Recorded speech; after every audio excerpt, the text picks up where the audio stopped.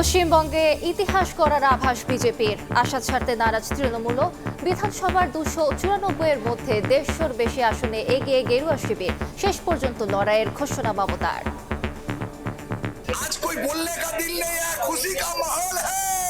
সবাই শান্তি রাখুন, হলো পারস্পরিক সহমর্মিতা রাখুন। এখন ইনিশিয়াল ট্রেন অন্তত 50% কাউন্টিং হোক। অনেক জায়গায় 2-3 রাউন্ড কাউন্টিং করার পরে প্রায় 100টা জায়গায় কাউন্টিং বন্ধ করে রেখে দিয়েছে। 14 রাউন্ড থেকে 18 রাউন্ড কাউন্ট হয়, তখন আপনারা জিতবেন। Wait and see. তামিলনাড়ুতে প্রথমবারই বাজিমাত সুপারস্টার বিজয়ের। কেরালায় কংগ্রেস জোটের কাছে ধরাশয়ী বাম, আবারও বিজেপির দখলে আসাম। দেখছিলেন প্রধান শিরোনাম। দুপুরের সময়ের সঙ্গে আছি আমি আলিশা ইসলাম। এবার অন্যান্য শীর্ষ সংবাদ। নিথর দেহে দেশে যুক্তরাষ্ট্রে হত্যার শিকার লিবন। বিমানবন্দরে শোকের আবহ নেওয়া হচ্ছে জামালপুরে। দ্রুতই আনা হবে বৃষ্টির মরদেহ, জানালেন পররাষ্ট্র প্রতিমন্ত্রী। বন্ধ কারখানা চালু করতে বস্ত্র ও পাট মন্ত্রণালয়ের সঙ্গে প্রধানমন্ত্রীর বৈঠক। ঠাকুরগাঁও, বগুড়া সহ পরিত্যক্ত 8টি বিমানবন্দর চালুর সিদ্ধান্ত সরকারের। জিয়াউর রহমান ও বেগম জিয়ার সমাধিতে বিএনপির সংরক্ষিত নারী এমপিদের শ্রদ্ধা। গণতন্ত্রকে প্রাতিষ্ঠানিক রূপ দিতে ভূমিকা রাখার আশা মির্জা ফখরুলের। ভোটের আগে বাংলাদেশ যুক্তরাষ্ট্র বাণিজ্য চুক্তির বৈধতা চ্যালেঞ্জ করে রিট। জাতীয় স্বার্থবিরোধী আখ্যা, অন্তর্বর্তী সরকারের কর্মকাণ্ড তদন্তে কমিশন গঠনের আবেদন। এবং টানা বৃষ্টি উজানের ঢলে তলিয়ে আছে হাওরের ফসল। 25,000 হেক্টর জমির পাকা ধান ক্ষতিগ্রস্ত হওয়ায় লোকসানের শঙ্কায় কৃষক। 3 মাস 7,500 টাকা করে সহায়তা দেবে সরকার।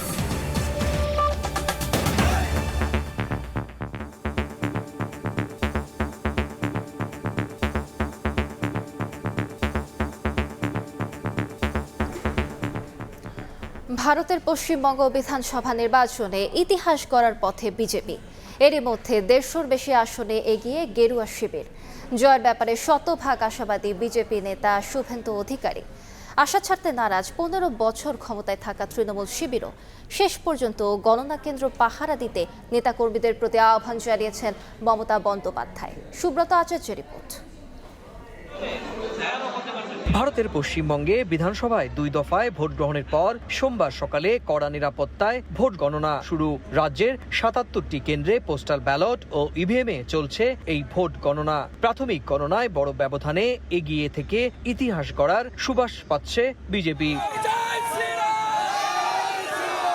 বাংলাদেশ লাগোয়া পশ্চিমবঙ্গে সরকার গঠনের জন্য প্রয়োজন 147 আসন। সেই ম্যাজিক ফিগার স্পর্শ করে প্রথমবার জয়ের পথে বিজেপি। 150-র বেশি আসনে এগিয়ে গেরুয়া শিবির। শেষ পর্যন্ত গণনা কেন্দ্রে পাহারা দিতে নেতাকর্মীদের প্রতি নির্দেশ দিয়েছেন মমতা। কাউন্টিং এজেন্টরা এবং প্রার্থী ক্যান্ডিডেটরা তারা ভোটিং এলাকা ছেড়ে আসবেন না। এটা বিজেপির প্ল্যান। প্রথম 2-3 রাউন্ডে আমি কালকে থেকেই বলছি যে ওদেরগুলো আগে দেখাবে, আমাদেরগুলো পরে দেখাবে। এবং অনেক জায়গায় 2-3 রাউন্ড কাউন্টিং করার পরে প্রায় 100টা জায়গায় কাউন্টিং বন্ধ করে রেখে দিয়েছে। পশ্চিমবঙ্গের বিধানসভা নির্বাচনে 294 আসনে ভোট হলেও অনিয়মের অভিযোগে একটি আসনের ভোট বাতিল করে নির্বাচন কমিশন। তাই 293 আসনে চলছে এই ভোট গণনা। সবচেয়ে আলোচিত ভবানীপুর আসনে মমতা বন্দ্যোপাধ্যায় ও শুভেন্দু অধিকারীর মধ্যে চলছে রুদ্ধশ্বাস লড়াই। তবে জয়ের বিষয়ে আত্মবিশ্বাসী বিরোধী দলীয় নেতা শুভেন্দু অধিকারী। সবাই শান্তি রাখুন, হলো পারস্পরিক সহমর্মিতা রাখুন। এখন ইনিশিয়াল ট্রেন অন্তত 50% কাউন্টিং হোক। জনতা জনার্দনের উপর ভরসা রাখুন। তো কোথাও কোনো সমস্যার মধ্যে, ঝামেলার মধ্যে, উত্তেজনা ইত্যাদির মধ্যে যাবে। 2016 সালে বিজেপি পশ্চিমবঙ্গে মাত্র আসন পেয়েছিল 3টি, আর 2021-এ সেই আসন সংখ্যা বেড়ে দাঁড়ায় 77-এ। আর 2026-এ বিজেপি প্রায় একক সংখ্যাগরিষ্ঠতারই পথে। পশ্চিমবঙ্গ সহ ভারতের 4টি রাজ্য ও একটি কেন্দ্রশাসিত অঞ্চলেও চলছে ফল ঘোষণা। তামিলনাড়ুতে এগিয়ে আছে সুপারস্টার থালাপতি বিজয়ের টিভিকে। কেরালায় বাম দলকে হটিয়ে এগিয়ে রয়েছে কংগ্রেস জোট। অন্যদিকে আসাম ও পুদুচেরিতে বিজেপির জয় জয়কার। সুব্রত আচার্য, সময় সংবাদ। এই নিয়ে আলোচনার জন্য স্টুডিওতে আছেন সহকর্মী ওমর ইনান, যাচ্ছি তার কাছে। ইনান, আপনাকে স্বাগত। ধন্যবাদ। ইনান, আমরা প্রতিবেদনটি দেখছিলাম এবং যেমনটি প্রতিবেদনে দেখছিলাম এবার তো নির্বাচনে এগিয়ে রয়েছে বিজেপি, তো তৃণমূল কংগ্রেসের এই যে 15 বছরের শাসন তার কি এবার অবসান হতে চলেছে? আলিশা, আপনি জানেন যে এই পশ্চিমবঙ্গ একসময় বামদের ঘাঁটি ছিল এবং টানা 34 বছর তারা পশ্চিমবঙ্গ শাসন করেছে এবং সবশেষ 2011 সালে সেই বামদের শাসনের অবসান ঘটিয়ে ক্ষমতায় আসে তৃণমূল কংগ্রেস অর্থাৎ মমতা বন্দ্যোপাধ্যায়। তিনি গত 15 বছর টানা শাসন করেছেন এবং একটু আগে সুব্রত আচার্য যেমনটি বলছিলেন 2011 সালে মাত্র 3টি আসন পেয়েছিল বিজেপি, এরপরে দেখলাম আমরা 2016-তে, এরপর 21-এ গিয়ে সেটি 77-এ দাঁড়ায় এবং সবশেষ আজকের ফলাফল আমরা দেখতে পাচ্ছি তারা এখন পর্যন্ত অর্থাৎ বিজেপি কেন্দ্রের যে ক্ষমতাসীন দল বিজেপি তারা এখন পর্যন্ত পশ্চিমবঙ্গে বিধানসভা নির্বাচনে পেয়েছে 93 থেকে 195টি আসনের মতো। আমরা একটু সবশেষ তথ্যগুলো একটু যদি দেখে আসি তাহলে দেখতে পারবো যে এই যে সামগ্রিকভাবে আজকের যে বিধানসভা নির্বাচন পশ্চিমবঙ্গ সহ আরও 4টি আসনে যেখানে হচ্ছে রাজ্য হচ্ছে, তার মধ্যে এখন পর্যন্ত 294টি আসনে আপনি জানেন যে ভোট গ্রহণ হয়েছে, এর মধ্যে একটিতে এখন পর্যন্ত ফলাফল স্থগিত আছে। তার মধ্যে 293টি আসনের মধ্যে ভোট গণনা এখন পর্যন্ত বিজেপি এগিয়ে রয়েছে 193 থেকে 195। একটু আগে পর্যন্ত আমরা জেনেছিলাম যে 100-র মতো আসন পেয়েছে তৃণমূল কংগ্রেস, কিন্তু কিছুক্ষণ আগে ভোট গণনায় দেখা গেছে সেটি 93 থেকে 94-এর মধ্যে এবং এরই মধ্যে বিজেপি শিবিরে কিন্তু উল্লাস দেখা যাচ্ছে এবং তৃণমূলে বিষাদের ছায়া যেমনটি বলছি। আর ভবানীপুরে আমরা মমতা শুভেন্দুর হাড্ডাহাড্ডি লড়াই যেমন দেখেছি তার আগে, কিন্তু 12টার পরে গণনায় দেখা গেছে এখন পর্যন্ত 16,000-এর বেশি ভোটের ব্যবধানে এগিয়ে রয়েছেন বর্তমান মুখ্যমন্ত্রী মমতা বন্দ্যোপাধ্যায় এবং পশ্চিমবঙ্গে সরকার গঠন করবে বিজেপি অর্থাৎ কেন্দ্রের যে দল ক্ষমতাসীন দল বিজেপি, এমনটা আশাবাদ করছেন শুভেন্দু অধিকারী। আপনি জানেন যে শুভেন্দু অধিকারী একসময় মমতার ডান হাত নামে পরিচিত ছিল এবং তিনি পরবর্তীতে বিজেপিতে যান এবং বিজেপিতে হয়ে তিনি লড়াই করছেন, যিনি কিনা এবার মুখ্যমন্ত্রী হওয়ার পথে এগিয়ে রয়েছেন। এছাড়া মমতাও কিন্তু হারার পথ মানে আসলে খুব বেশি সহজে হারতে চান না। তিনি বলছেন যে এখন পর্যন্ত সময় রয়েছেন এবং বাঘের মতো লড়ার কথা বলছেন, অর্থাৎ বিকেল পর্যন্ত গণনা পর্যন্ত তিনি আসলে চালিয়ে যেতে চান। আমরা একটু সবশেষ মাঠের অবস্থা জানতে চাই। কলকাতায় আছেন সহকর্মী আমাদের সুব্রত আচার্য, জানবো তার কাছে সবশেষ পরিস্থিতি। সুব্রত। না, আমি এই মুহূর্তে রয়েছি সেন্ট্রাল অ্যাভিনিউতে বিজেপির রাজ্য বিজেপির প্রধান অফিস। যদিও নির্বাচনের আগে নিউ টাউনে বিজেপি আরেকটি অফিস করে, কিন্তু বিজেপির মূলত আদি অফিস হচ্ছে মুরালীধর অ্যাভিনিউ। মূলত এই আমি যেটা বলছিলাম যে 2016-2021 যে লড়াইটা বিজেপি দিয়েছিল তৃণমূলের বিরুদ্ধে, সেই লড়াইয়ের সমস্ত ব্লুপ্রিন্ট কিন্তু মূলত এই মুরালীধর লেনের বিজেপির অফিস থেকেই পরিচালনা করা হতো। যদিও এবারে নির্বাচনের সমস্ত পরিকল্পনা হয়েছে কলকাতার অদূরে নিউ টাউনে, সেখান থেকে নির্বাচন পরিচালনা কমিটি সরাসরি সেটি করেন। আপনি জানেন যে এই পশ্চিমবঙ্গে নির্বাচনের পুরো ব্লুপ্রিন্টটা হয়েছে কেন্দ্রীয় স্বরাষ্ট্রমন্ত্রী অমিত শাহর একেবারে তত্ত্বাবধানে এবং রাজ্য বিজেপি নেতৃত্ব সেখানে ছিলেন। ইতিমধ্যে আপনি যেটা বলছিলেন যে এখনো পর্যন্ত যা পরিসংখ্যান তাতে এগিয়ে রয়েছে বিজেপি 151টি আসনে এবং একই রকম ভাবে তৃণমূল কংগ্রেস এখনো পর্যন্ত এগিয়ে রয়েছে 97টি আসনে এবং একই রকম ভাবে যেটি আশাপ্রদ বাম এবং আইএসএফ তারা কিন্তু এখনো পর্যন্ত 3টি আসনে এগিয়ে রয়েছে এবং জনতা উন্নয়ন পার্টি, আপনি জানেন যে বাবরি মসজিদ করার বিষয় নিয়ে ইতিমধ্যে রাজ্যের বিশেষ করে সংখ্যালঘু মুসলিম সম্প্রদায়ের কাছে একেবারে জনপ্রিয়তার শীর্ষে পৌঁছে যাওয়া হুমায়ুন কবির, তার যে নিজস্ব দল তিনি ডিসেম্বরে গঠন করেন, সেই তিনিও কিন্তু এগিয়ে রয়েছেন বলে এখনো পর্যন্ত খবর। তো সব মিলিয়ে এখন শুনতে পাচ্ছেন যে বিজেপির সমর্থকরা উল্লাসে ফেরে পড়েছেন। গেরুয়া আবিরে পুরো মাখিয়ে দেওয়া হয়েছে কর্মী সমর্থকরা। যদিও কেন্দ্রীয় নেতৃত্ব এখনো পর্যন্ত শুভেন্দু অধিকারী কিংবা সুকান্ত মজুমদার কিংবা শ্রমিক ভট্টাচার্যের মতো শীর্ষস্থানীয় তারা কিন্তু এখনো পর্যন্ত এই অফিসে আসেননি।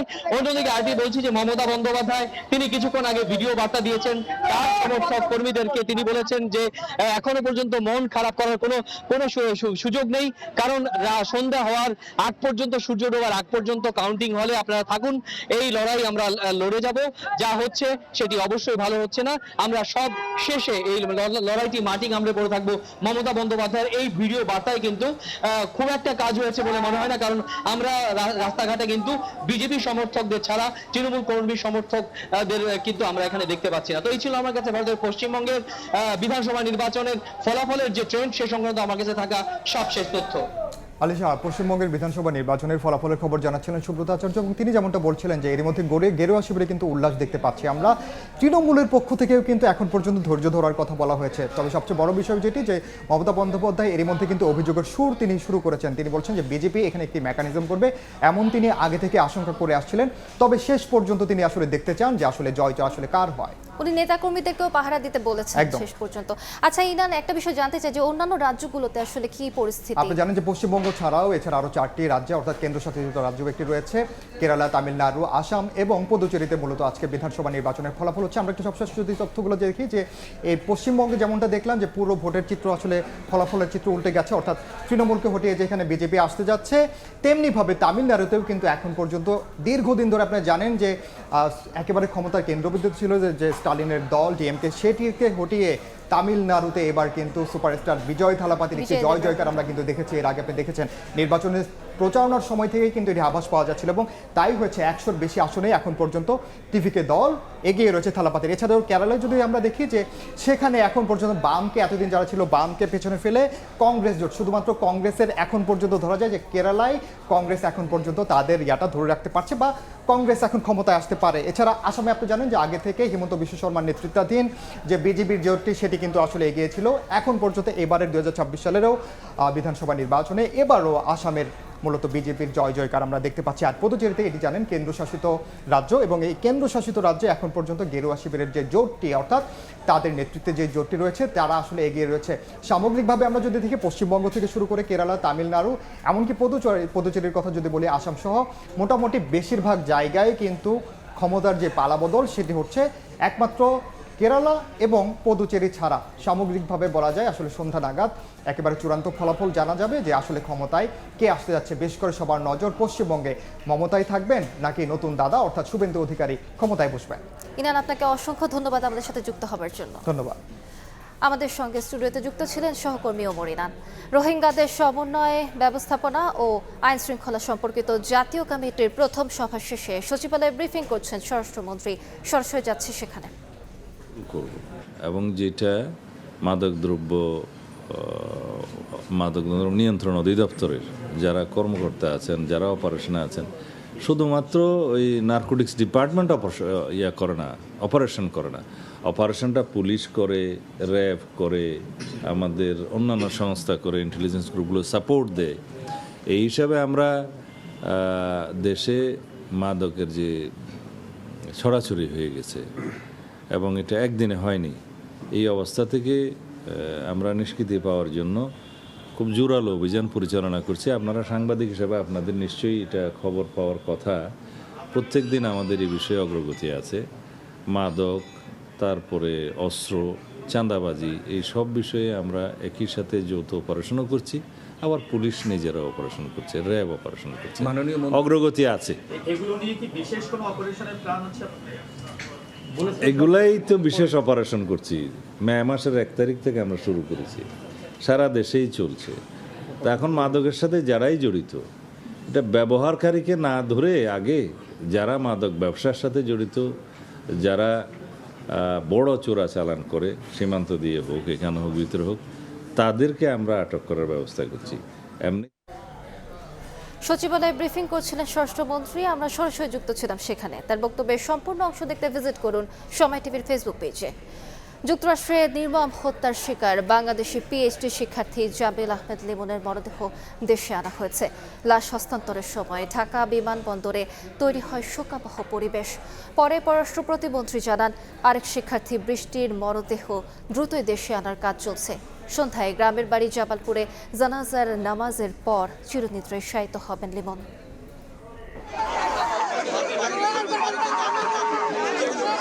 হৃদয়ে রক্তক্ষরণ, বুকফাটা আর্তনাদে পরম স্নেহময় স্পর্শ মায়ের। স্বপ্ন ছিল ছেলে বড় কর্তা হয়ে দেশে ফিরবেন, হবে বিজয়ের উচ্ছ্বাস। কিন্তু সেই স্বপ্ন কফিনে আবদ্ধ। যুক্তরাষ্ট্রের ফ্লোরিডায় হত্যাকাণ্ডের শিকার বাংলাদেশি পিএইচডি শিক্ষার্থী জামিল আহমেদ লিমনের মরদেহ ঘিরে পরিবারের আর্তনাদে বিমানবন্দর এলাকায় তৈরি হয় শোকের আবহাওয়া। সোমবার সকাল 8:47 লিমনের মরদেহবাহী বিমান হযরত শাহজালাল আন্তর্জাতিক বিমানবন্দরে অবতরণ করে। পরে স্বজনদের কাছে মরদেহ হস্তান্তর করেন পররাষ্ট্র প্রতিমন্ত্রী। তিলে তিলে গড়ে তোলা ছেলের এমন মৃত্যুতে দিশেহারা লিমনের বাবা জহুরুল হক। অভিযুক্ত হিশামের আচরণে অসঙ্গতির কথা লিমন আগেই জানিয়েছিলেন বলেও জানান তিনি। মার সাথে শেয়ার করছিল যে ওই ছেলেটা জানি নর্মালের মতো ঘরের মধ্যে থাকে সব সময়, একটু কেমন কেমন। তখন আমেরিকান ছেলে, ওর মা বলছে যে থাক বাবা, ওর মতো থাক, তুমি তোমার মতো ভালো থাকার চেষ্টা করো। আমার ছেলেকে এইভাবে যে মরতে হবে জানি না, উপরওয়ালা জানে কি কষ্ট দিছে। এটাই আমার কাছে কষ্ট যে আমার ছেলে।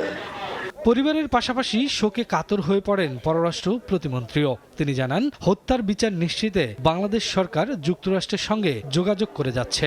আরেক শিক্ষার্থী নাহিদা সুলতানা বৃষ্টির মরদেহ দ্রুতই দেশে আনা হবে বলেও জানান তিনি। আমাদের বিশ্বাস যে যুক্তরাষ্ট্র সেই তদন্ত কমপ্লিট করবে এবং এই হত্যাকাণ্ডের জন্য যারা দায়ী তাদেরকে শাস্তির আওতায় এনে তাদেরকে উপযুক্ত শাস্তি দেওয়া হবে। বৃষ্টির মরদেহ শনাক্ত করা গেছে এবং তারও সেটাও আমরা যাতে আমরা খুব শীঘ্রই ফেরত আনতে পারি সেই কার্যক্রম চলছে।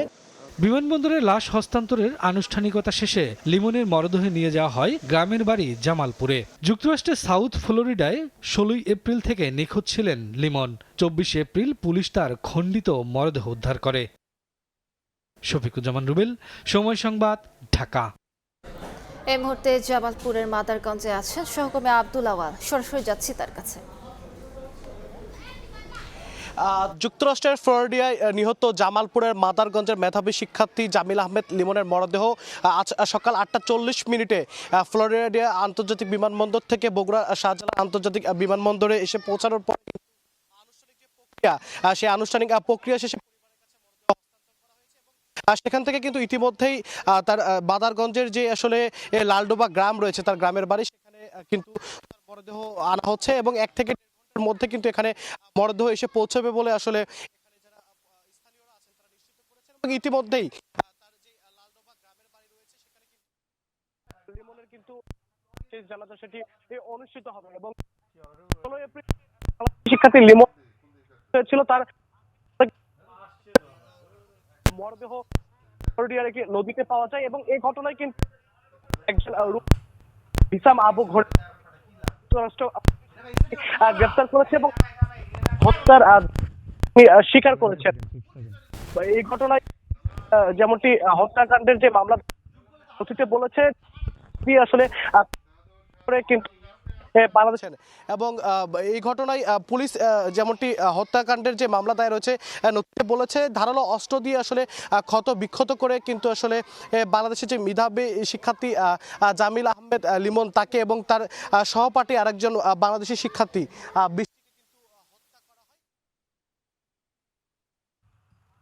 যুক্তরাষ্ট্র পুলিশের পক্ষ থেকে করা হয় এবং ইতিমধ্যেই এখানে যেই লিমনের যে গ্রামের বাড়ি জামালপুরের মাদারগঞ্জের আসলে লালডোবা গ্রামে, সেখানে কিন্তু তার যেই ধর্মীয় যেই দাফন কাজ সেটির কিন্তু শেষ প্রস্তুতি গ্রহণ করা হচ্ছে এবং ইতিমধ্যেই কিন্তু এখানকার যারা গ্রামের স্থানীয় মানুষজন তারা এসে এখানে ভিড় করছেন। তো জামালপুর থেকে এখন পর্যন্ত এই ছিল আমার কাছে লিমনের যে মরদেহ ফেরা নিয়ে এই সর্বশেষ। সরাসরি যুক্ত ছিলাম জামালপুরে। দুপুরের সময় আরও থাকছে। ময়মনসিংহে ট্রাক অটোরিকশা সংঘর্ষে প্রাণ গেল 4 জনের, আহত আরও 2 জন। টাঙ্গাইলে ফ্লাইওভার থেকে নামার পথে ট্রাকের সঙ্গে পিকআপ ভ্যানের সংঘর্ষে নিহত 2।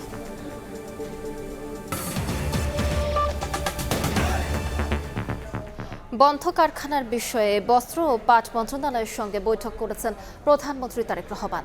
সকালে সচিবালয়ে মন্ত্রিপরিষদ বিভাগে এই বৈঠক অনুষ্ঠিত হয়। বৈঠকে বস্ত্র ও পাট মন্ত্রী খন্দকার আব্দুল মুক্তাদির, প্রতিমন্ত্রী শরীফুল আলম সহ অংশ নেন সংশ্লিষ্টরা। গেল এপ্রিলে মন্ত্রী জানিয়েছিলেন বেসরকারি উদ্যোগে 6 মাসের মধ্যে বন্ধ 6টি সরকারি পাটকল চালু করা হবে। পর্যায়ক্রমে বন্ধ বাকি পাটকলগুলো চালু বা ইজারা দেওয়ার কথাও জানিয়েছিলেন তিনি। গণতন্ত্রকে প্রাতিষ্ঠানিক রূপ দিতে এবং সংসদকে প্রাণবন্ত করতে সংরক্ষিত আসনের নারী সংসদ সদস্যরা ভূমিকা রাখবেন বলে প্রত্যাশা জানিয়েছেন বিএনপি মহাসচিব স্থানীয় সরকার মন্ত্রী মির্জা ফখরুল ইসলাম আলমগীর। শহীদ রাষ্ট্রপতি জিয়াউর রহমান এবং প্রয়াত প্রধানমন্ত্রী খালেদা জিয়ার সমাধিতে সরকার দলীয় জোটে নবনির্বাচিত সংসদ সদস্যদের সঙ্গে শ্রদ্ধা নিবেদন শেষে মন্তব্য করেন তিনি। দেশ ও গণতন্ত্রের পক্ষে নতুন নারী সংসদ সদস্যরা ভূমিকা রাখবেন এমন মন্তব্য করেন মির্জা ফখরুল। এ সময় নতুন সংসদ সদস্যরা দেশের উন্নয়ন এবং সাম্য ও ন্যায় বিচার প্রতিষ্ঠার অঙ্গীকার ব্যক্ত করেন। নারী সদস্যরা এখানে শপথ গ্রহণ করেছেন যে তারা বাংলাদেশে গণতন্ত্রকে প্রাতিষ্ঠানিক রূপ দিতে, জাতীয় সংসদকে কার্যকরী করার ক্ষেত্রে জাতীয় সংসদকে সত্যিকার অর্থেই সকল কর্মকাণ্ডের কেন্দ্রবিন্দু পরিণত করতে তারা তাদের ভূমিকা রাখবেন। ঠাকুরগাঁও, বগুড়া সহ পরিত্যক্ত 8টি বিমানবন্দর চালুর সিদ্ধান্ত নিয়েছে সরকার। পর্যটন খাতকে আকর্ষণীয় করে বিশ্বের কাছে তুলে ধরতে নির্দেশ দেওয়া হয়েছে ডিসিদের। কৃষিমন্ত্রী জানান, হাওড়ে ক্ষতিগ্রস্ত কৃষকদের তালিকা করে 3 মাস 7,500 টাকা করে সহায়তা দেওয়া হবে। মাঠ পর্যায়ে সরকারের প্রতিনিধি হিসেবে জেলা প্রশাসকরা নীতি নির্ধারণ, উন্নয়ন কর্মসূচি বাস্তবায়ন এবং বিভিন্ন কার্যক্রম সমন্বয়ের দায়িত্ব পালন করে থাকেন। রাজধানীর ওসমানী স্মৃতি মিলনায়তনে ডিসি সম্মেলনের দ্বিতীয় দিনে অর্থ ও পরিকল্পনা, কৃষি, খাদ্য, বিমানসহ প্রায় 16টি মন্ত্রণালয়ের বিভিন্ন কার্যক্রম নিয়ে ডিসিদের সঙ্গে আলোচনা করে নানা নির্দেশনা দেন সংশ্লিষ্ট মন্ত্রী, প্রতিমন্ত্রী ও সচিবরা। বিমান ও পর্যটন মন্ত্রী জানান, পর্যটন খাতের উন্নয়নে নেয়া পরিকল্পনা বাস্তবায়নে কার্যকর ভূমিকা নিতে হবে। পরিত্যক্ত 8টি বিমানবন্দর চালুর সিদ্ধান্তের কথা জানান প্রতিমন্ত্রী। সবচেয়ে রুগ্ন অবস্থায় আছে পর্যটনটা, তা সেটাকে আমরা চাচ্ছি যে একটা ভালো অবস্থানে নেওয়ার জন্য, এবং এটার জন্য আমাদের মাননীয় প্রধানমন্ত্রী জনাব তারেক রহমানও চাচ্ছেন যে পর্যটনটাকে একটা শিল্পে পরিণত করা। আমাদের অনেক জেলায় বিমানবন্দর রয়েছে, সেগুলিকে কিভাবে অ্যাড্রেস করবেন ওনারা সে সম্বন্ধে তাদেরকে বলা হয়েছে এবং সেগুলি উন্নীত করার জন্য তাদেরকেও আমরা নির্দেশনা দিয়েছি। বন্যায় ক্ষতিগ্রস্ত বোরো চাষিদের আগামী 3 মাস ক্ষতিপূরণ হিসেবে সরকার 7,500 টাকা করে সহায়তা দেওয়ার কথা জানান কৃষিমন্ত্রী। যে পরিমাণ ক্ষতি হয়েছে ওইটা পোষায় দেওয়া তো সরকারের পক্ষে সম্ভব হবে না। 7,500 টাকা থেকে আস্তে আস্তে আমরা বাড়াবো, উপরের দিকে যাব এবং এটা কন্টিনিউ করবে। আমরা আশা করছি আগামী 3 মাস আমরা কন্টিনিউ করব। এদিকে বৈঠক শেষে সংস্কৃতি মন্ত্রী জানান, প্রত্নতাত্ত্বিক স্থাপনা রক্ষণাবেক্ষণ ও লাইব্রেরিগুলো সংস্কারের নির্দেশনা দেওয়া হয়েছে। প্রসূন আশিস, সময় সংবাদ, ঢাকা। টানা বৃষ্টি আর উজানের ঢলে তলিয়ে আছে হাওড় সহ বিভিন্ন জেলার নিম্নাঞ্চলের ফসল। এ বিষয়ে বিস্তারিত জানাতে হবিগঞ্জের বানিয়াচং হাওড় থেকে যুক্ত হচ্ছেন সহকর্মী রাশেদ আহমদ খান। সরাসরি যাচ্ছি তার কাছে। রাশেদ, গেল এক সপ্তাহে টানা বর্ষণে হবিগঞ্জের প্রায় 8,000 হেক্টর জমি, বুড়ো জমি পানিতে তলিয়ে গেছে এবং আমরা দেখেছি যে এরপর থেকে কৃষকদের যে দুর্ভোগ, তারা যে মরিয়া হয়ে তারা ধান কাটছেন এবং যে সব জমি তলিয়ে যায় নাই, এইসব জমির ধান যাতে তারা উত্তোলন করতে পারেন, কৃষকরা মরিয়া হয়ে তাদের যে পানিতে তলিয়ে যাওয়া বিভিন্ন ধান তারা কাটছেন। আমরা কথা বলেছিলাম যে হাওরের যারা কৃষক আছেন তারা জানিয়েছেন আসলে তাদের যে কষ্টার্জিত যে ফসল, এই ফসলের অধিকাংশই পানিতে তলিয়ে গেছে। আর যেটুকু বাকি আছে, যে কিছু জমি আছে, তারা এই জমি যাতে তারা গুলায় ধান তুলতে পারেন, তারা মরিয়া হয়ে তারা ধান কাটছেন। আমরা দেখেছি যে হবিগঞ্জের বিশেষ করে বানিয়াচং উপজেলা এবং আজমিরগঞ্জ উপজেলায় বেশি ক্ষতিগ্রস্ত হয়েছে। এসব উপজেলার প্রায় সিংহভাগ ফসলই পানিতে তলিয়ে গেছে। এছাড়া যে হবিগঞ্জের যে আরো 9টি উপজেলার বিভিন্ন হাওরের জমি আছে, এগুলো বৃষ্টির ফলে এবং জলাবদ্ধতার কারণে অনেক ক্ষতির সম্মুখীন হয়েছে। কৃষি বিভাগ জানিয়েছে যে গতকাল থেকে ধান সংগ্রহ শুরু হয়েছে। তাদের দাবি যে তারা যে এবার অন্যান্য বছরের তুলনায় এবার স্বচ্ছভাবে তারা ধান প্রকৃত কৃষকের কাছ থেকে ধান নেবেন। তবে কৃষকদের একটি অভিযোগ বরাবরই এবারও আছে যে কৃষকরা যে তাদের যে কষ্টার্জিত যে ফসল পানিতে তলে যাওয়ার পরেও যেসব ফসল তারা গুলায় তুলেছেন, এই ফসলের ন্যায্য মূল্য তারা পাবেন কিনা। তারা জানিয়েছেন যে আসলে যে প্রতি বছর যে ন্যায্য মূল্যে ধান নেওয়া হয়, এই ধান আসলে প্রকৃত কৃষকদের কাছে নেওয়া হয় না, যে কারণে দালালদের কারণে তারা অনেক ধরনের ক্ষতিগ্রস্ত হন। তো এই ছিল আজকে হাওড় অঞ্চলের কৃষকদের সর্বশেষ খবর। সরাসরি যুক্ত ছিলাম হবিগঞ্জে। জাতীয় নির্বাচনের ৩ দিন আগে যুক্তরাষ্ট্রের সঙ্গে বাংলাদেশের বাণিজ্য চুক্তির বৈধতা চ্যালেঞ্জ করে রিট করেছেন 2 আইনজীবী। আবেদনে বলা হয়েছে চুক্তিটিতে 131 বার যুক্তরাষ্ট্রের স্বার্থের কথা বলা হয়েছে, অন্যদিকে বাংলাদেশের কথা আছে মাত্র 6 বার। দুপুরে রিটটি করেন সুপ্রিম কোর্টের আইনজীবী মোহাম্মদ মায়েদুল ইসলাম পলক ও সুবীর নন্দী দাস। আবেদনে বলা হয় চুক্তিটি অযৌক্তিক, অসম এবং জাতীয় স্বার্থের জন্য ক্ষতিকর। আরও বলা হয় চুক্তিতে দেশের অর্থনৈতিক সার্বভৌমত্ব ও জনকল্যাণ রক্ষায় ব্যর্থ হয়েছেন বিবাদীরা।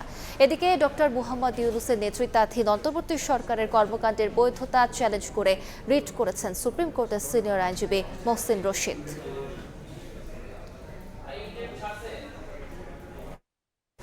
ক্ষমতাচ্যুত প্রধানমন্ত্রী শেখ হাসিনার অগ্রণী ব্যাংকের লকার থেকে উদ্ধার হওয়া 832 ভরি স্বর্ণের বৈধতা যাচাইয়ে নথিপত্র তলব করেছে দুদক।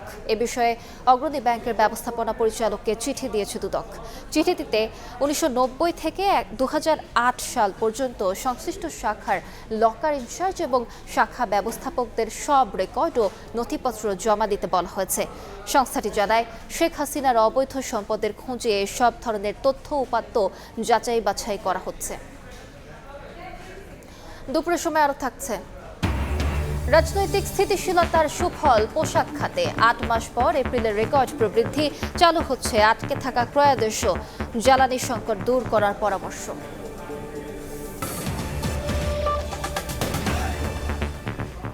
সড়কে একদিনে ছুঁল 6 প্রাণ। ময়মনসিংহে ট্রাক অটোরিকশার সংঘর্ষে 3 নারী সহ 4 জন নিহত হয়েছেন, আহত হয়েছেন আরও 2 জন। এদিকে টাঙ্গাইলে ফ্লাইওভার থেকে নামার সময় ট্রাকের সঙ্গে পিকআপ ভ্যানের সংঘর্ষে নিহত হয়েছেন 2 জন। ট্রাকের সঙ্গে সংঘর্ষে দুমড়ে মুচড়ে গেছে অটোরিকশা। এতে ঘটনাস্থলে প্রাণ হারান অটোরিকশার যাত্রী 3 নারী। সোমবার দুপুরে ময়মনসিংহের মুক্তাগাছার মনতলা সমিতি ঘর এলাকায় ময়মনসিংহ টাঙ্গাইল মহাসড়কে ঘটে এই দুর্ঘটনা। আমরা আইসা দেখছি 3টা মহিলা একবার ছিন্ন ভিন্ন হয়ে গেছে, এদেরকে চিনার কোনো কুদরত নাই। ময়মনসিংহ থেকে জামালপুর পর্যন্ত নিয়ন্ত্রণ নাই, সিএনজির কোনো নিয়ন্ত্রণ নাই। ভোর বেলা আইসা দেখি বালু ভর্তি ট্রাক একবার রোডের মাঝখানে উল্টা রয়েছে। খবর পেয়ে পুলিশ ও ফায়ার সার্ভিস কর্মীরা ঘটনাস্থলে পৌঁছে উদ্ধার কাজ শুরু করেন। ট্রাকের চালক, হেলপার ও অটোরিকশার চালককে ময়মনসিংহ মেডিকেলে পাঠানো হলে সেখানে মারা যান আরও একজন। আমরা শনাক্ত করার চেষ্টা করি, অত্যন্ত দুঃখের বিষয় তাদের চেহারা এমন ভাবে বিকৃত হয়ে গেছে যে চিনার কোনো উপায় নেই। ট্রাকটা ময়মনসিংহ থেকে আসতেছিল, সিএনজিটা আমাদের মুক্তাগাছা থেকে এটা ময়মনসিংহের দিকে আসছিল। মুখোমুখি সংঘর্ষের কারণে এই ঘটনাটা ঘটে। এদিকে টাঙ্গাইলে ট্রাক পিকআপ ভ্যানের সংঘর্ষে প্রাণ গেছে 2 জনের। ভোরে ঢাকা টাঙ্গাইল মহাসড়কের রাবনা বাইপাস এলাকায় এই দুর্ঘটনা ঘটে। পুলিশ জানায় উত্তরবঙ্গগামী একটি ট্রাক রাবনা ফ্লাইওভার থেকে নামার সময় পিকআপ ভ্যানের সঙ্গে সংঘর্ষ হয়। এতে ঘটনাস্থলে মারা যান 2 জন। গুরুতর আহত 2 জনকে উদ্ধার করে হাসপাতালে পাঠানো হয়। তানজিল হাসনাত, সময় সংবাদ। ডেঙ্গু প্রতিরোধে প্রতি মাসের প্রথম শনিবার ক্লিনিং ডে পালনের ঘোষণা ঢাকা দক্ষিণ সিটি কর্পোরেশনের প্রশাসকের। একই সঙ্গে বর্ষার আগেই ডেঙ্গুর হটস্পট চিহ্নিত করে ব্যবস্থা নেওয়ার নির্দেশ দিয়েছেন তিনি। এদিকে ঝড় বৃষ্টির মধ্যে পরিচ্ছন্ন কর্মীদের দায়িত্ব পালন নির্বিঘ্ন করতে রেইনকোট বিতরণ করেছে উত্তর সিটি। প্রতি বছরই বর্ষা মৌসুমে আতঙ্কের নাম এডিস মশা। হাসপাতালে উপচে পড়ে ডেঙ্গু আক্রান্তদের ভিড়। এবার ডেঙ্গু ও চিকুনগুনিয়া প্রতিরোধে মতবিনিময় সভার আয়োজন করে ঢাকা দক্ষিণ সিটি কর্পোরেশন। সোমবার নগর ভবনের অডিটোরিয়ামে ঢাকা মেডিকেল সহ বিভিন্ন হাসপাতালের পরিচালক, রাজুক, গণপূর্ত অধিদপ্তরের কর্মকর্তা সহ সাংবাদিকদের সঙ্গে মতবিনিময় করেন দক্ষিণ সিটির প্রশাসক। সভায় মশার ওষুধ প্রয়োগের সময়সূচি, নতুন নির্মাণাধীন ভবন নিয়মিত পরিদর্শন, বিভিন্ন প্রতিষ্ঠানে মশা নিধন টিম রাখা সহ বিভিন্ন পরামর্শ দেন বক্তারা। মশারি কাটানো, এই জিনিসগুলা, প্লাস হচ্ছে যে যেখানে ব্রিডিং প্লেস, এগুলো যেন আমরা ব্রিডিং মশা না করতে পারে সেই জিনিসগুলো সচেতনতা বাড়ানোর জন্য এটা আসলে সচেতনতা বাড়াতে হবে। আমরা যদি তদারকিটা বাড়াই এবং সঠিকভাবে যদি প্রয়োগ করতে পারি, আমার মনে হয় সুফল থাকে। টাইমটা যেন আমরা যদি 2 বেলা করতে পারি এবং মানে টাইমটা হচ্ছে আর্লি মর্নিং একেবারে সানরাইজের সময় এবং সানসেটের সময়। ডেঙ্গুর হটস্পট চিহ্নিত করে নিয়মিত পর্যবেক্ষণ করে ফলাফলের ভিত্তিতে ব্যবস্থা নেওয়ার নির্দেশনা দেন দক্ষিণ সিটির প্রশাসক। পাশাপাশি প্রতি মাসের প্রথম সপ্তাহের শনিবার ক্লিনিং ডে পালনের ঘোষণা দেন তিনি। আমরা সপ্তাহে মাসে একদিন মানে পরিষ্কার পরিচ্ছন্নতা পালন করব, সেটা মাসের প্রথম সপ্তাহের প্রথম শনিবার। কোথায় কোথায় হটস্পট হতে পারে ওই এলাকাগুলোতে আপনি এখনই টিম পাঠাবেন এবং টিম পাঠায় সেখানে পর্যবেক্ষণ নিয়ে কি রেজাল্ট আসলো, আবার আগামী সপ্তাহে সেই রেজাল্টের উপর ভিত্তি করে আপনি ব্যবস্থা নেবেন। এদিকে আসন্ন বর্ষা মৌসুমে প্রতিকূল আবহাওয়ার মধ্যে পরিচ্ছন্নতা কর্মীদের দায়িত্ব পালন নির্বিঘ্ন করতে রেইনকোট সহ ব্যক্তিগত সুরক্ষা সামগ্রী বিতরণ করেছে উত্তর সিটি কর্পোরেশন। এ সময় পরিচ্ছন্ন কর্মীদের পাশে থাকার আশ্বাস দেন প্রশাসক। নগরবাসী যাতে খুশি হয়, নগরের সেবায় যাতে তারা আত্মতৃপ্তি ঘটায় যে উত্তর সিটি কর্পোরেশনের পরিচ্ছন্ন কর্মীরা তাদের সঠিক দায়িত্বগুলো পালন করছে। বর্ষার ডেঙ্গু মোকাবেলায় সব ধরনের প্রস্তুতি নেওয়ার কথা জানান দুই সিটির প্রশাসকই। আন্তরিকভাবে কাজ করি সেদিকে আমরা। আয়েশা সিদ্দিক, সামিয়া, সময় সংবাদ, ঢাকা।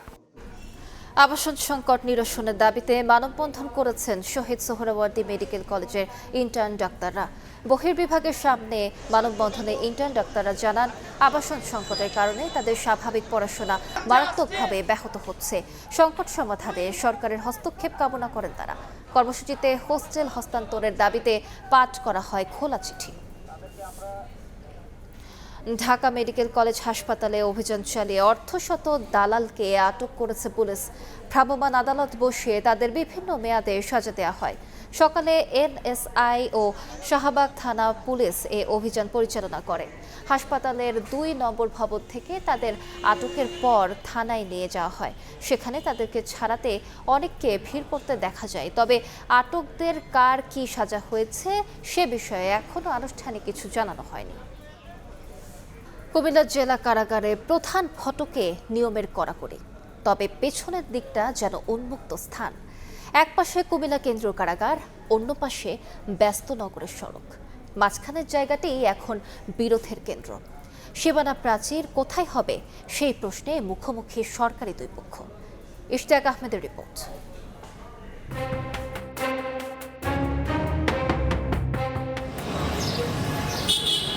অরক্ষিত কুমিল্লা জেলা কারাগার প্রধান ফটকে নিয়মের কড়াকড়ি থাকলেও পেছনের দিকটা যেন উন্মুক্ত স্থান। নির্মাণ কাজ চলায় সহজেই পথে কারাগারের ভেতরে যাতায়াত করেন যে কেউ। এ নিয়ে সংবাদ প্রচারের পর বাড়ে কারারক্ষীদের তৎপরতা, তবে রয়ে যায় সেই ভাঙা প্রাচীর। সংকটের শুরুটা পুরনো প্রাচীর ভেঙে নতুন দেয়াল নির্মাণকে ঘিরে সিটি কর্পোরেশন ও কারা কর্তৃপক্ষ বিবাদে। এক পাশে কুমিল্লা কেন্দ্রীয় কারাগার, অন্য পাশে ব্যস্ত নগরী ঐতিহাসিক গ্র্যান্ড ট্রাঙ্ক সড়ক। মাঝখানে এই জায়গাটি এখন বিরোধের কেন্দ্র। চলতি বছরের 10 জানুয়ারি সড়কে গা ঘেঁষে নতুন সীমানা প্রাচীর নির্মাণের কাজ শুরু করে কারা কর্তৃপক্ষ। এতে আপত্তি তোলে নাগরিক সমাজ ও সিটি কর্পোরেশন। অভিযোগ উঠে আগের অবস্থান ছেড়ে প্রায় 25 ফুট সামনে দেয়াল নির্মাণের চেষ্টা চলছে। এতে শহরের প্রধান সড়কের প্রশস্ততা কমে বাড়তে পারে যানজট। প্রবল জন আপত্তির মুখে 12 জানুয়ারি প্রথম দফায় বন্ধ হয় কাজ। পরে কারাগারের সামনের অংশে আবারও দেয়াল নির্মাণ শুরু হলে 18 জানুয়ারি আবারও বন্ধ করে দেওয়া হয়। পরে প্রশাসনিক বৈঠকে কারাগারের অন্য পাশের দেয়ালের নির্মাণ কাজ চলবে সিদ্ধান্ত দিয়ে অন্তত 2 জন মানুষ হাঁটতে পারে এমন জায়গায় রেখে পুনরায় কাজ শুরু হয় এবং প্রায় অর্ধেক কাজ শেষও হয়। পরে সিটি কর্পোরেশনের নির্দেশে 26 জানুয়ারি আবারও বন্ধ হয়ে যায় কাজ। আগের অবস্থানে সীমানা প্রাচীর নির্মাণের দাবিতে 27 জানুয়ারি সচেতন নাগরিকদের ব্যানারে হয় মানববন্ধন। একেবারে রোডটা ঘেঁষেই কারাগার কর্তৃপক্ষ অবৈধভাবে সীমানা প্রাচীর নির্মাণের উদ্যোগ নিয়েছে। নিরাপত্তার নাম দিয়ে যেই দেয়াল নির্মাণ করছে, এতে রাস্তাটি সংকুচিত হচ্ছে। জেলা প্রশাসন বা গ্র্যান্ড ট্রাঙ্ক রোডের যেই জায়গাটা সেটিকে ব্যাহত করার উদ্দেশ্যে তারা একটি পরিকল্পিতভাবে এই কাজটি করছে। এদিকে জমি নিয়ে বিরোধে সামনে আসে রেকর্ডের ভিন্নতাও। 1965 সালে RS রেকর্ডে 1081 দাগের জমি রাস্তা শ্রেণীতে জেলা প্রশাসকের নামে ছিল। পরে 1995 সালের BS রেকর্ডে একই জমি ভিটা শ্রেণীতে বাংলাদেশ সরকারের পক্ষে কুমিল্লা কেন্দ্রীয় কারাগারের নামে দেখানো হয়। নগর পরিকল্পনা অনুযায়ী আগের অবস্থানে দেয়াল নির্মাণ করা উচিত বলছে সিটি কর্পোরেশন। আর কারা কর্তৃপক্ষ বলছে সব মহলের সঙ্গে আলোচনার মাধ্যমে হবে সমাধান। নিরাপত্তার প্রশ্ন তো আছেই, মন্ত্রী মহোদয় ওনার উপস্থিতিতেই প্রশাসক মহোদয় উনি ছিল, এটা আলাপ আলোচনার মাধ্যমেই নির্বিচারে এটা এই হবে। এরকম কিছু দাবি দেওয়া আসছে, তা আমরা ওইগুলা সমন্বয় করেই আমরা কৃষির ভিতরে করব। যেই বাউন্ডারি ওয়ালটা এখন হচ্ছে, এই বাউন্ডারি ওয়াল পুরাতন যে বাউন্ডারি ওয়ালটা ছিল ওটা ভেঙে যদি বাউন্ডারি ওয়ালটা করে তাহলে সিটি কর্পোরেশনের কোনো আপত্তি নেই। কারাগার যেখানে নিরাপত্তার কথা বলছে সেখানে সিটি কর্পোরেশন এবং সচেতন মহল জোর দিচ্ছে নগর স্বার্থে। তবে দুই পক্ষের অবস্থান এখনো আলাদা। কুমিল্লা শহরের মাঝখানে একটি দেয়াল ঘিরে সমাধানের অপেক্ষায় পুরো নগরবাসী। ইশতিয়াক আহমেদ, সময় সংবাদ, কুমিল্লা।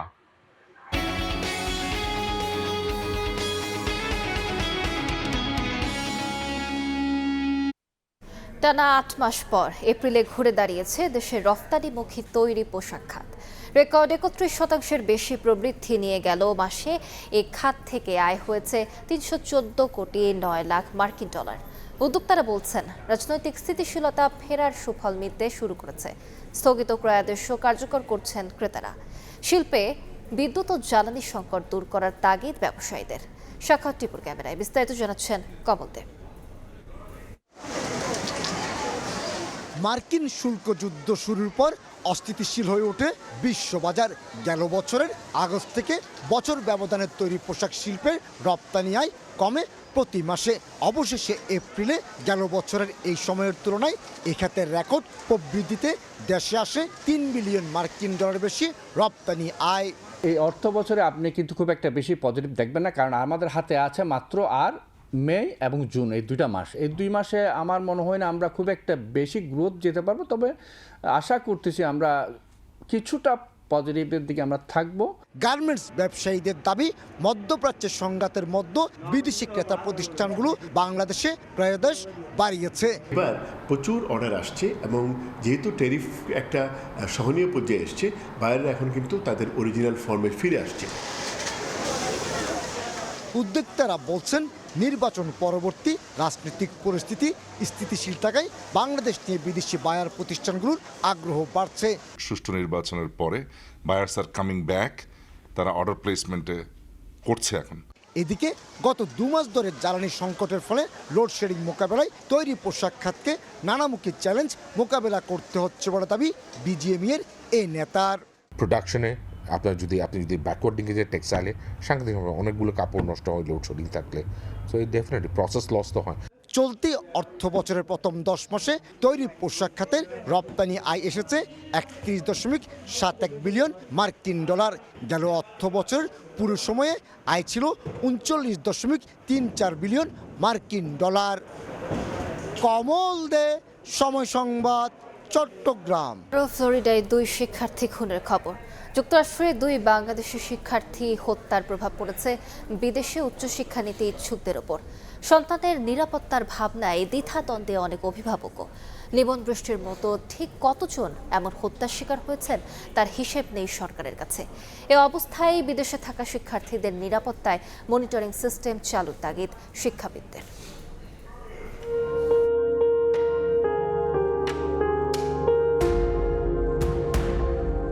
স্বপ্নের আমেরিকায় উচ্চশিক্ষার সুযোগের অপেক্ষায় থাকে হাজারো Bangladeshi. Open doors report on international education এক্সচেঞ্জের তথ্য বলছে 2024 সালেই পাড়ি জমায় অন্তত 17,000 শিক্ষার্থী, যা পরের 2 বছরে বেড়েছে আরও বেশি।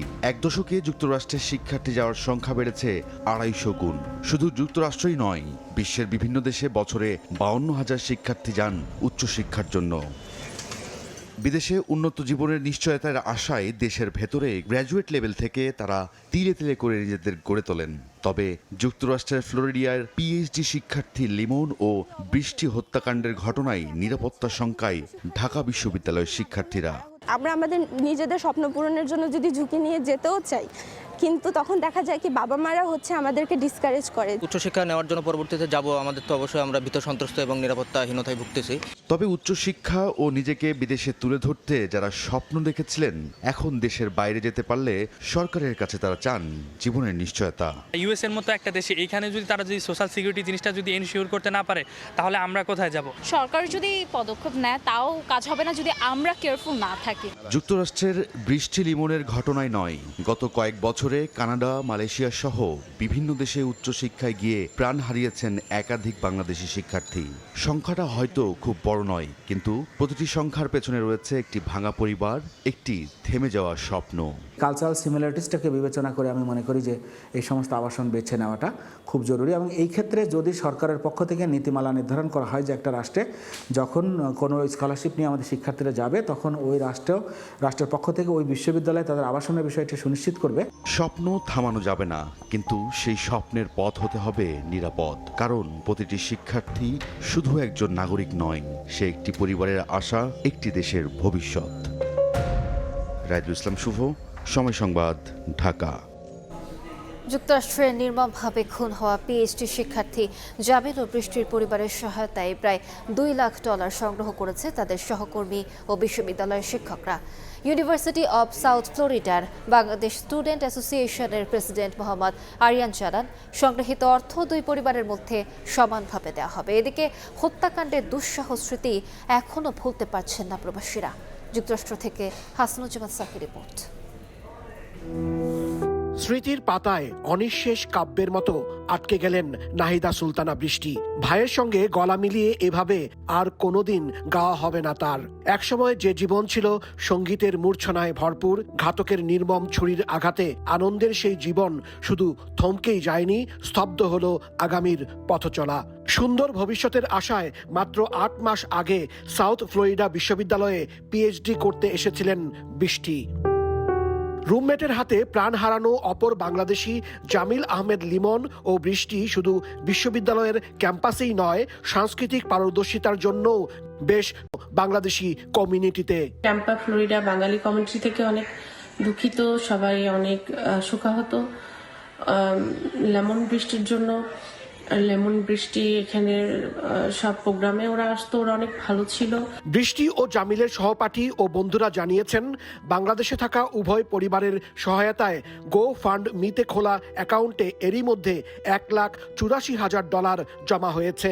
সংশ্লিষ্টদের আশা, পরিবার দুটির হাতে অন্তত $1 লাখ করে তুলে দেয়া সম্ভব হবে। আমাদের ফান্ড রেজিং ইভেন্ট গোফান্ডমি থ্রুতে এখনো ওপেন আছে। যারা আমাদেরকে সহযোগিতা করতে চান ফাইন্যান্সিয়ালি, আপনাদের ডোরটা এখন ওপেন আছে।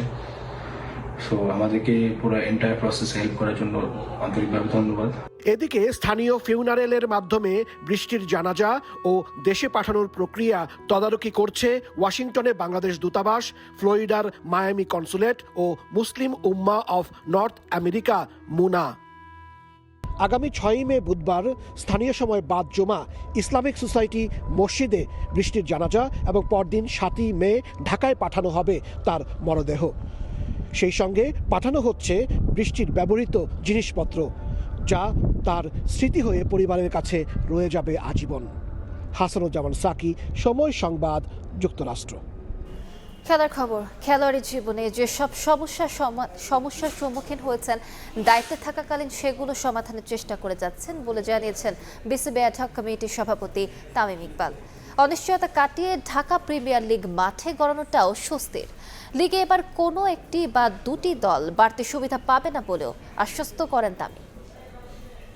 আমিও জানি, আপনারাও জানেন যে এইবার সব কিছু পারফেক্ট হবে না, but the most important thing, if you see the bigger picture, যে মাঠে খেলা হচ্ছে, প্লেয়াররা টাকা পেয়েছে, তাদের ফ্যামিলিতে যে কষ্টে তারা ছিল, ওই ফ্যামিলির কষ্টটাকে একটু হলেও কমাইতে পারছি, দ্যাট ইজ মোর ইম্পর্টেন্ট। আমি যে প্রবলেম ফেস করেছি বা অন্যরা যে প্রবলেম ফেস করেছে, এটাকে যতটুকু মিনিমাইজ করে দেওয়া যায়।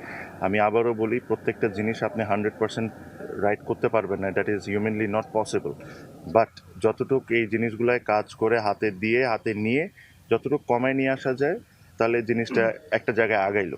সো আমি ওই ইন্টেনশনে আছি, আমি ওটাই চেষ্টা করব। এ পর্যায়ে শীর্ষ সংবাদগুলো জানিয়ে দিচ্ছে আরেকবার।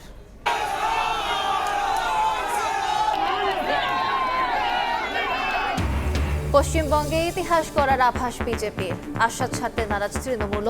বিধানসভার 294-এর মধ্যে 150-র বেশি আসনে এগিয়ে গেরুয়া শিবির। শেষ পর্যন্ত লড়াইয়ের ঘোষণা মমতার।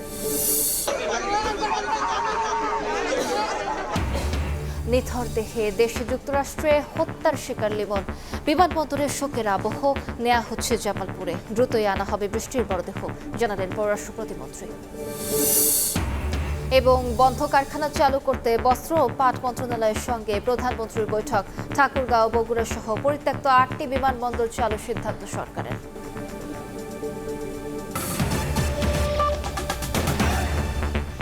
এ ছিল দুপুরের সময়। এরপর বিভাগীয় সময় নিয়ে সঙ্গে থাকবেন ওমরিনা। আলিশা, আপনাকে ধন্যবাদ। বিভাগীয় সময় নিয়ে আসছে কিছুক্ষণ পর, সঙ্গে থাকুন সময়ের।